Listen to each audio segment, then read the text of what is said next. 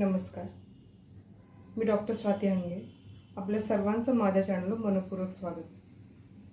व्हिडिओचं शीर्षक पाहून आपल्याला समजत असेल की आपण आज कोविड-19 म्हणजेच कोरोनाविषयी बोलणार आहोत.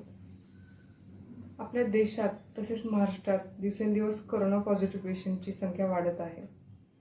त्याचप्रमाणे देशाचा मृत्यूदर आहे 3.14% व आपला आहे महाराष्ट्राचा 4.46%. म्हणूनच मी आज कोरोनाविषयी बोलण्याचं ठरवलं. शासनाने या कोरोनाविषयी जागरूकता निर्माण केलेलीच आहे, पण जोपर्यंत आपल्या घरातील कोणी किंवा नातेवाईकांपैकी कोणी याला कोरोनाचा संसर्ग होत नाही तोपर्यंत आपल्याला या गोष्टीचं गांभीर्य लक्षात येत नाही.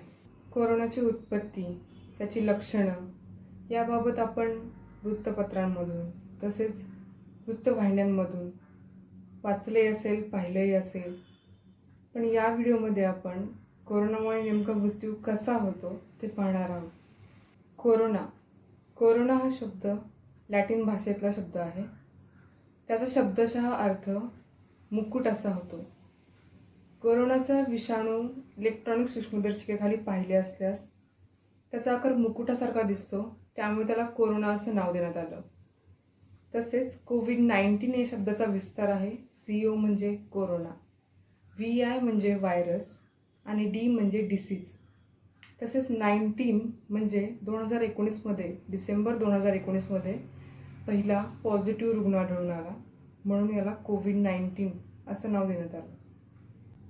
कोरोनाचा प्रसार हा बाधित व्यक्तीच्या शिंक, थुंकीद्वारे व नाकातील स्रावाद्वारे होतो हे आपल्या सर्वांना माहिती आहे. पण याचा प्रसार होण्याचा आणखीन एक माध्यम आहे, ते म्हणजे स्पर्श संपर्काद्वारे.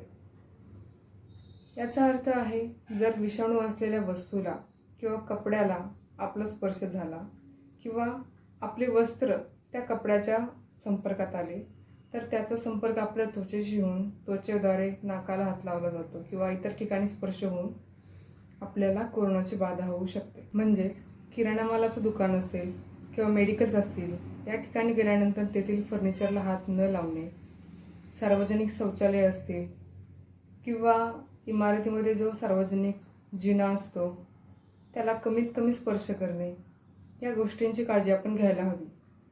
त्यानंतर आपण कोरोना आपल्या शरीराचं कसं नुकसान करतो ते पाहूयात. कोरोना आपल्या शरीरात प्रवेश केल्यानंतर सर्वप्रथम ताप येणे, सर्दी व घसा खवखवणे अशी लक्षणे जाणवतात. ही लक्षणे साधारण 1 ते 3 दिवसापर्यंत जाणवतात. पण सध्या परिस्थितीत बहुतेक व्यक्ती यांना कुठलीही लक्षणे आढळून येत नाहीत.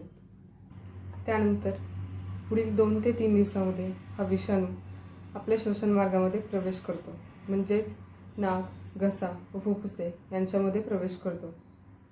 विषाणूने फुफ्फुसामध्ये प्रवेश केल्यानंतर फुफ्फुसांना सूज येते व श्वासोच्छवास घेण्याच्या प्रक्रियेमध्ये अडथळा निर्माण होतो.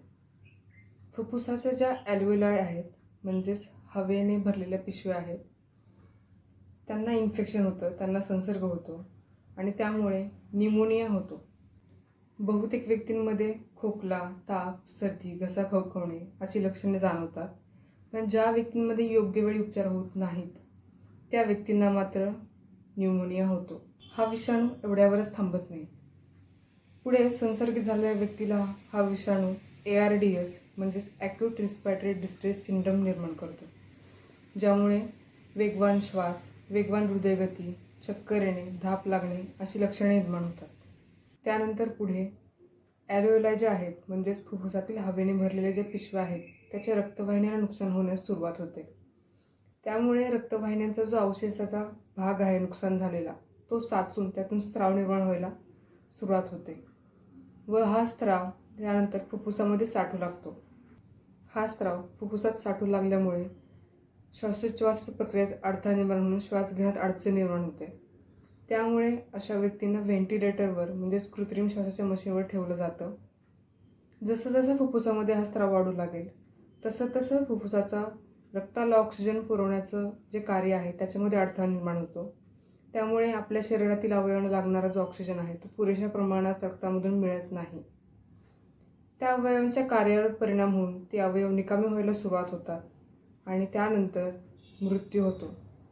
अशा प्रकारे कोरोना व्हायरस आपल्या शरीराचं नुकसान करून काही व्यक्तींमध्ये अधिक प्रमाणात नुकसान करतो, म्हणजेच काही व्यक्तींचा मृत्यू होतो, तर काही त्यात सुखरूपपणे बाहेर पडतात.